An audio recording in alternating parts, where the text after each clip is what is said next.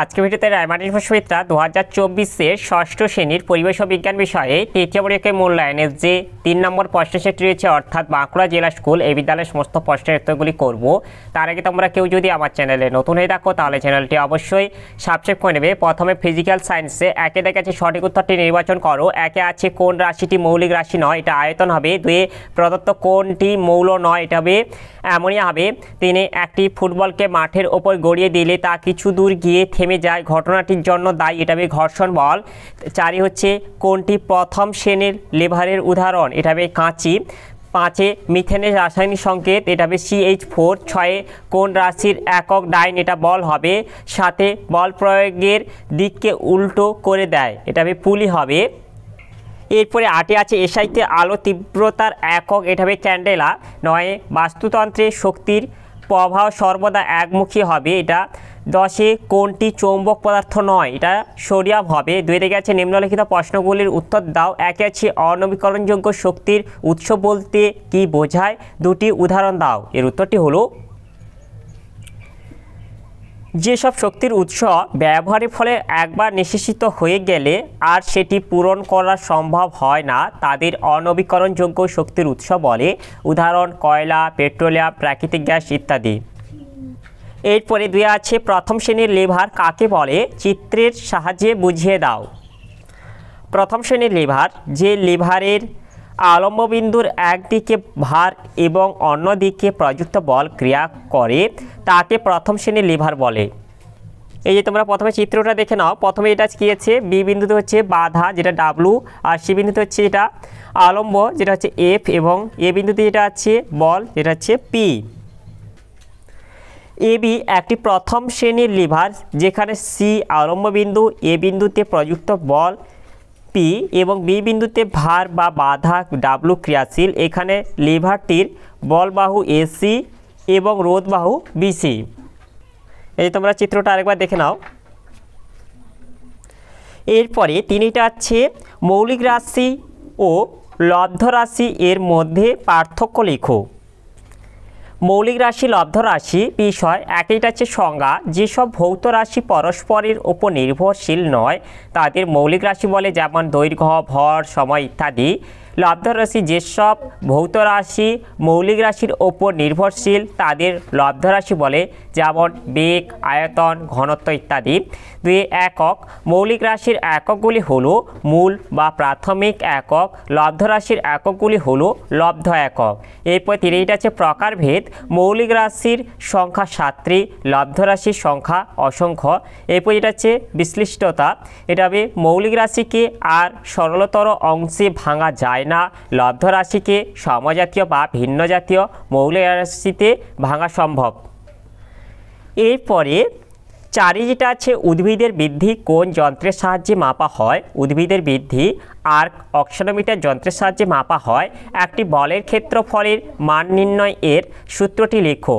একটি বলের ক্ষেত্রফলের মান নির্ণয়ের সূত্রটি হলো পাই ইন্টু ব্যাসের স্কয়ার। এরপরে পাঁচে যেটা আছে sulphur try oxide, hydrogen sulphide এবং কার্বন মনোক্সাইডের সংকেত লেখো। সালফার ট্রাইঅক্সাইডের সংকেত হলো H3, হাইড্রোজেন সালফাইডের সংকেত হলো H2S এবং কার্বন মনোক্সাইডের সংকেত হলো CO। এরপরে ছয়টা আছে গতিশক্তি থেকে তাপশক্তি রূপান্তরের একটি উদাহরণ দাও। বল প্রয়োগের দুটি প্রভাব লেখো। এর উত্তরটি হলো গতিশক্তি থেকে তাপশক্তি যেটা হয় যেমন হচ্ছে ছুরি, কাঁচি প্রভৃতি স্থান দেওয়ার সময় আগুনের ফুলকি বের হয় এবং বস্তুগুলি উত্তপ্ত হয়ে ওঠে। এরপরে বল প্রয়োগের দুটি প্রভাব হলো, এক হচ্ছে স্থির বস্তু ওপর বল প্রযুক্ত হলে সেটি গতিশীল হয়। উদাহরণ হচ্ছে টেবিলে রাখা বইকে হাত দিয়ে ঠেলা দিলে বা চেয়ারকে হাতল ধরে টানলে সেটি গতিশীল হয়। দুইটা আছে প্রযুক্ত বল গতিশীল বস্তুকে স্থির অবস্থায় আনে বা তার গতিকে কমাতে চায়। উদাহরণ একটি গতিশীল বাইসাইকেলে ব্রেক কষলে প্রথমে তার গতিশক্তি হ্রাস পায় এবং শেষে একসময় সেটি স্থির হয়ে থেমে যায়। এরপরে সাথে এটা আছে কীভাবে যন্ত্রের পরিচর্যা করবে। এর উত্তরটি হলো যন্ত্রের পরিচর্যা, যন্ত্রের সুরক্ষা ও পরিচর্যার জন্য গ্রহণযোগ্য ব্যবস্থাগুলি নিম্নরূপ। এক হচ্ছে ব্যবহার না হওয়া অবস্থায় বিশেষ করে দীর্ঘ সময়ের জন্য অব্যবহৃত থাকলে যন্ত্রকে অবশ্যই ঢাকা দিয়ে রাখা প্রয়োজন। 2, কাজের পর যন্ত্রকে নিয়মিত পরিষ্কার করে রাখা আবশ্যক। 3, যন্ত্রকে অবশ্যই কোনো পরিষ্কার স্থানে ধুলোবালি ও আর্দ্রতা থেকে যত দূর সম্ভব মুক্ত রাখা দরকার। 4, যন্ত্রের চলমান বা ঘূর্ণায়মান অংশকে ঘর্ষণজনিত ক্ষয়ের হাত থেকে রক্ষা করতে ওই অংশে পিচ্ছিলকারক তেল বা গ্রিজ ব্যবহার করা জরুরি। 5, লোহার তৈরি যন্ত্র বা যন্ত্রাংশকে অবশ্যই জলীয় বাষ্পের সংস্পর্শ থেকে মুক্ত রাখা প্রয়োজন, তা না হলে মরিচা পড়ে ওই অংশগুলি দ্রুত ক্ষয়ে যাওয়ার সম্ভাবনা থাকে। ওই মরিচার হাত থেকে লোহার যন্ত্রকে বাঁচানোর জন্য নিম্নলিখিত উপায়ে সাহায্য নেওয়া হয়, যথা এতে আছে যন্ত্র বা যন্ত্রাংশগুলির ওপর পৃষ্ঠে তেল রং বা সিনথেটিক এনামেল লাগানো হয়। বিতে যাচ্ছে লোহার যন্ত্র বা যন্ত্রাংশগুলির ওপর কলঙ্কহীন ইস্পাত বা নিকেল বা দস্তার প্রলেপ দেওয়া হয়। সিতে যাচ্ছে ব্যবহারের পর যন্ত্রগুলিকে ভালোভাবে পরিষ্কার করে তেল মাখিয়ে রাখা হয়। এরপরে 8 যেটা আছে কোনো মিশ্রণে লবণ এবং লোহার গুঁড়ো মিশে থাকলে কিভাবে লোহার গুঁড়ো ওই মিশ্রণ থেকে আলাদা করবে। এর উত্তরটি হলো,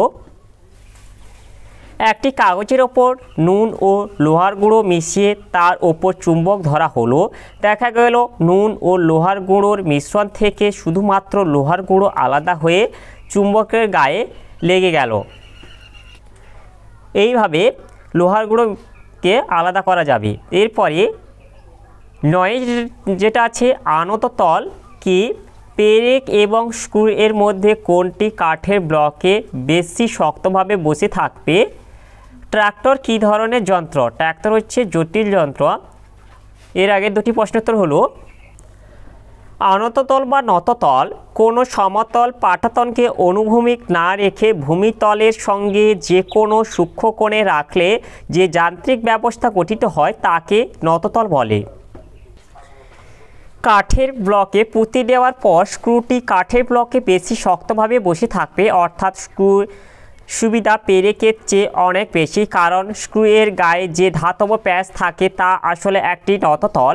নততলের যান্ত্রিক সুবিধার কারণে কম বল প্রয়োগে স্ক্রুকে তক্তার মধ্যে প্রবেশ করানো যায়। এছাড়া স্ক্রু এর পেঁচানো অংশটি ধারালো বলে সহজে স্ক্রুড্রাইভারের সাহায্যে ঘুরতে ঘুরতে কাঠে বসে যায়, ফলে ব্লকটি ফেটে যাওয়ার সম্ভাবনা থাকে না। কিন্তু পেরেক পুতলে একদিকে যেমন অনেক বেশি বল প্রয়োগ করতে হয়, তেমনি হাতুড়ির ঘায়ে ব্লকটি ফেটে যাওয়ার সম্ভাবনাও থাকে। তাই কাঠের ব্লকে পেরেক পোতা অপেক্ষা স্ক্রু আটা অনেক সহজ। এরপরে 10 যেটা হচ্ছে চুন জলের উপাদানগুলির নাম লেখো। চিনির মধ্যে কোন কোন মৌলের পরমাণু আছে? এর উত্তরটি হলো, এটা হচ্ছে ক্যালসিয়াম, অক্সিজেন এবং হাইড্রোজেন আছে চুন জলের মধ্যে। আর চিনির মধ্যে হচ্ছে কার্বন, হাইড্রোজেন, অক্সিজেন। এরপরে লাইফ সায়েন্সে আছে একই দাগে সঠিক উত্তরটি নির্বাচন করো। একে আছে অ্যামিবার রাজ্য হলো, এটা হবে প্রোটিস্টা। 2 আছে টাইফয়েড জ্বরের জন্য দায়ী জীবাণু হলো এক প্রকার, এটা হবে ব্যাকটেরিয়া। 3 প্রদত্ত কোনটি পরিযায়ী পাখি নয়? এটা হবে রাজহাঁস। 4 বর্জ্য পদার্থ ডিডিটি পাওয়া যায়, এটা হবে কৃষি জমিতে। 5 বোলতাদের সমাজ জীবন নিয়ে গবেষণা করেন, এটা হবে রাঘবেন্দ্র গড়াকর। এরপর 2 দিকে যেটা আছে নিচের প্রশ্নগুলির একটি বাক্যে উত্তর দাও, যে কোনো 5টি। একে আছে কোন পর্বে প্রাণীর নালীপদ আছে? এটা হবে একাইনোডার্মাটা। এরপরে 2টা আছে কোন শৈবাল জলের রেশম নামে পরিচিত? এটা হবে স্পাইরোগাইরা। এরপরে 3টা আছে ট্যাক্সন কি? এর উত্তরটি হলো, জীবজগতের উদ্ভিদ ও প্রাণীকে যথাযোগ্যভাবে শ্রেণীভুক্ত করার গোষ্ঠীগত একককে ট্যাক্সন বলে। এরপরে 4 যেটা আছে ব্লাবার কি? তিমির চামড়ার নিচে পুরু চর্বি স্তরকে ব্লাবার বলে। এরপর 5 যেটা আছে দুটি বিষাক্ত বর্জ্য পদার্থের নাম লেখো। দুটি বিষাক্ত বর্জ্য পদার্থের নাম হলো আর্সেনিক আর হচ্ছে অ্যাসবেস্টস। এরপরে 6টা আছে একটি খাদ্যোপযোগী শৈবালের নাম লেখো। একটি খাদ্যোপযোগী শৈবালের নাম হলো ল্যামিনারিয়া। এরপরে 3 দাগে যেটা আছে উপযুক্ত শব্দ বসিয়ে শূন্যস্থান পূরণ করো যে কোনো 3টি। একে আছে ঝিনুকের বাইরের চারিদিকে ক্যালসিয়াম কার্বনেটের শক্ত আবরণকে বলে এটা সেল বা খোলক। এরপর 2 আছে মশের দেহের ওপরের অংশে টুপির মতো দেখতে গঠনটি হলো এটা হবে ক্যাপসুল। 3 ভারতবর্ষে ফাইলেরিয়া রোগের বাহক হলো এটা হবে কিউলেক্স মশা। 4 ফেলে দেওয়া জিনিস থেকে নতুন কাজের জিনিস তৈরি করার পদ্ধতি হলো এটা হবে রিসাইকেল। এরপরে 4 দাগে আছে এ স্তম্ভের সঙ্গে বি স্তম্ভ মেলাও যে কোনো 3টি। এ স্তম্ভে আছে 1 দাগে চিংড়ি এটা হবে আর্থ্রোপোডা হবে। 2 এককোষী ইউক্যারিওটিক এটা হবে প্রোটোজোয়া। এরপর 3 আছে গোলকিমি এটা হবে নিমাটোডা। এরপরে 4 আছে ব্রুট পাউচ এটা হবে সি হর্স। এরপরে 5 গেছে সংক্ষিপ্ত টিকা লেখো যে কোনো 2টি। একে আছে জীববৈচিত্র্য সংরক্ষণ। জীববৈচিত্র্য সংরক্ষণ যে বিজ্ঞানসম্মত পদ্ধতি দ্বারা বিভিন্ন জীব প্রজাতিকে নিরাপত্তা প্রদান, পরিমিত ব্যবহার ও পুনরুদ্ধারের মাধ্যমে ধ্বংসের হাত থেকে রক্ষা করা হয় তাকে জীববৈচিত্র্য সংরক্ষণ বলে। জীববৈচিত্র্য সংরক্ষণের উপায় প্রধানত 2টি উপায়ে জীববৈচিত্র্য সংরক্ষণ করা হয়, যথা একে হচ্ছে ইন সিটু সংরক্ষণ ব্যবস্থা। জীব প্রজাতির যে প্রাকৃতিক পরিবেশে জন্মায়, বড় হয় এবং বংশবিস্তার করে সেখানে জীব প্রজাতিকে সংরক্ষণ করাকে ইন সিটু সংরক্ষণ বলে, যেমন বনের বাঘকে বনেই সুরক্ষিতভাবে সংরক্ষণ করা। এরপর 2 হচ্ছে এক্স সিটু সংরক্ষণ ব্যবস্থা। জীব প্রজাতিকে তার প্রাকৃতিক বাসস্থানের বাইরে কৃত্রিম পরিবেশে রেখে সংরক্ষণ করাকে এক্স সিটু সংরক্ষণ বলে, যেমন উদ্ভিদ উদ্যান, চিড়িয়াখানা প্রভৃতি।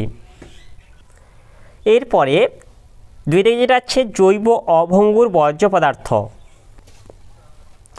জৈব অভঙ্গুর প্রাকৃতিক পরিবেশে যে সমস্ত বর্জ্য পদার্থ সহজে ভাঙে না, মাটিতে মেশে না এবং পরিবেশের চক্রাকারে আবর্তিত হয় না তাদের জৈব অভঙ্গুর বা নন বায়োডিগ্রেডেবল বর্জ্য পদার্থ বলে, যেমন মার্কিউরিক লবণ, ডিডিটি, বিএসসি, প্লাস্টিক, বিভিন্ন ধাতু প্রভৃতি। এরপরে 3 আছে মৌনিত্ব। জার্মান প্রাণীবিদ কার্ল ফন ফ্রিস এর মতে খাদ্যের উৎস মৌচাক থেকে 100 মিটার এর বেশি দূরে থাকলে শ্রমিক মৌমাছিরা যে 8 আকৃতির নৃত্য করে তাকে ওয়াগেল নৃত্য বলে।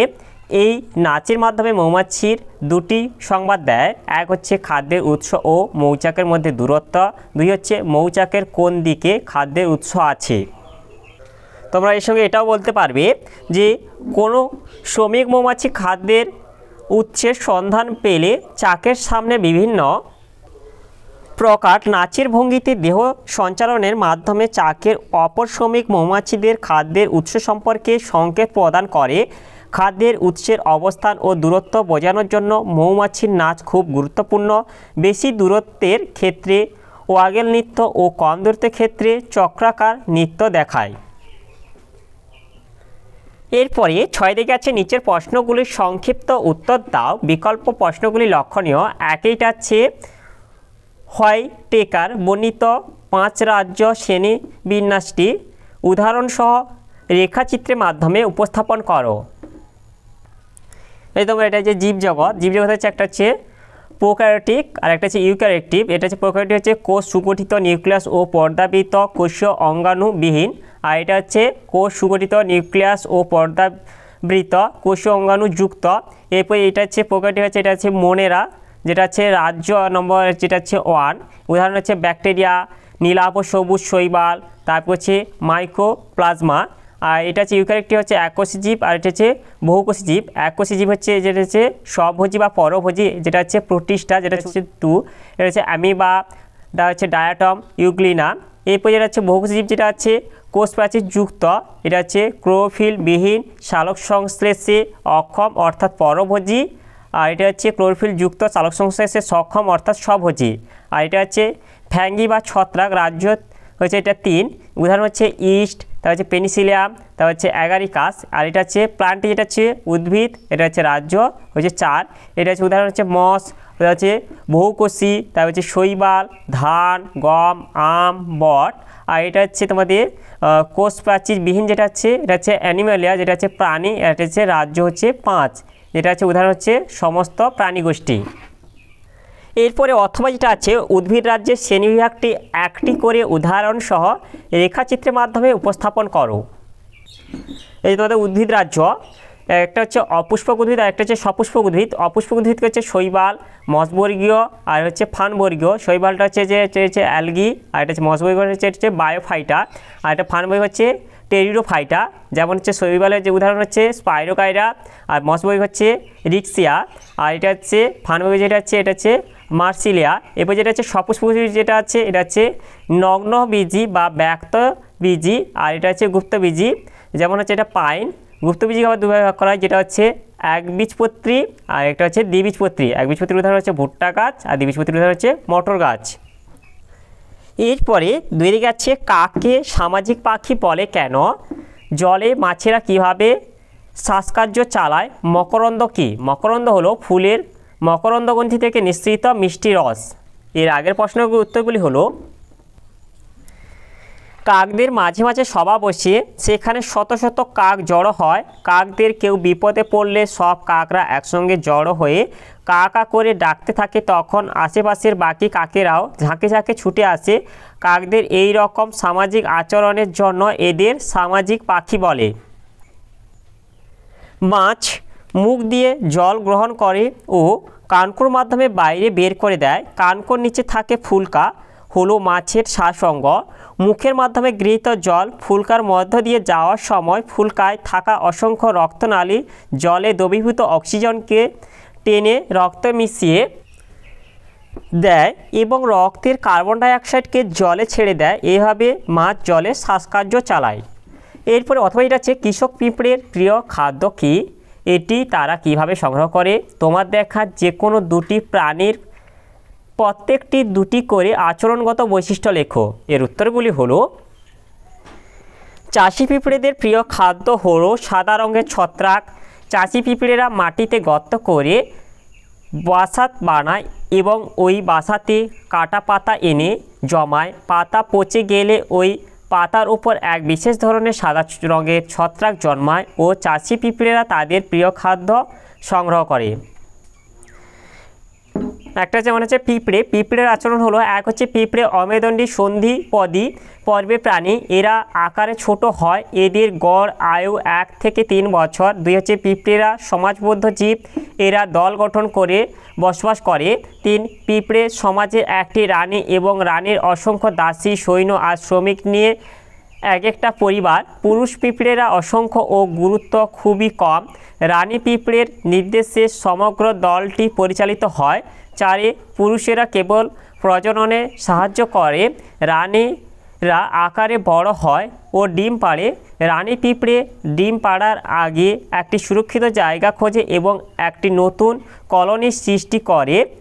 ডিম ফুটে একটি রানী ও কিছু পুরুষ পিঁপড়ে এবং অসংখ্য দাসী, সৈন্য, শ্রমিক পিঁপড়ে জন্ম হয়। 5 শ্রমিক পিঁপড়েরা প্রজননে অক্ষম। শ্রমিক পিঁপড়েরা খাবার সংগ্রহ করে ও বাচ্চা লালন পালন করে। একটি পিঁপড়ে তার ওজনে প্রায় 5 গুণ ভার বহন করতে পারে। শ্রমিক পিঁপড়েরা যখন খাদ্যের সন্ধানে যায় তখন তারা মস্তকের সামনে উপস্থিত অ্যান্টেনা থেকে নিঃসৃত ফেরোমনের সাহায্যে একে অপরের সঙ্গে সংযোগ রক্ষা করে। এরপর হলো উই পোকা। এর বৈশিষ্ট্য হলো এক হচ্ছে উই পোকার গায়ে অন্য পোকাদের মতো কোনো শক্ত খোলা থাকে না, শুধু পাতলা আবরণ থাকে। তাই বেশিক্ষণ রোদের তাপ লাগলে শরীর থেকে জল বেরিয়ে শরীর শুকিয়ে যায়। এর জন্য উই পোকা গর্তের মধ্যেই থাকে। 2 এরা সবসময় সুড়ঙ্গ তৈরি করে তার মধ্য দিয়ে চলাফেরা করে। সুড়ঙ্গের মধ্যে তাপমাত্রা ও জলীয় বাষ্পের পরিমাণ নিয়ন্ত্রিত থাকে। 3 উই পোকাদের প্রধান খাদ্য হলো গাছের কাঠ অংশ। এদের পেটের মধ্যে ট্রাইকোনিম্ফ নামে পরজীবী জীবাণু থাকে বলে এরা কাঠের সেলুলোজ শর্করা পর্যন্ত হজম করতে পারে। 4 উই রানী খুব মোটা আর সারা শরীরে ডিম বোঝাই পেট ছাড়া আর কিছু দেখা যায় না। রানীর ছেলেমেয়েরা দাস দাসী বা সৈন্য শ্রমিক হতে পারে। তাহলে আজকের ভিডিওতে আমরা ষষ্ঠ শ্রেণীর পরিবেশ ও বিজ্ঞান বিষয়ে যে 3 দাগে বাঁকুড়া জেলা স্কুল এই বিদ্যালয়ের সমস্ত প্রশ্নের উত্তরগুলি করলাম। আর তোমরা কেউ যদি আমার চ্যানেলটা এখনও সাবস্ক্রাইব করে রাখোনি তাহলে চ্যানেলটা অবশ্যই সাবস্ক্রাইব করে নেবে। আর ভিডিওটি ভালো লাগলে ভিডিওটিকে অবশ্যই লাইক, কমেন্ট ও শেয়ার করে দেবে।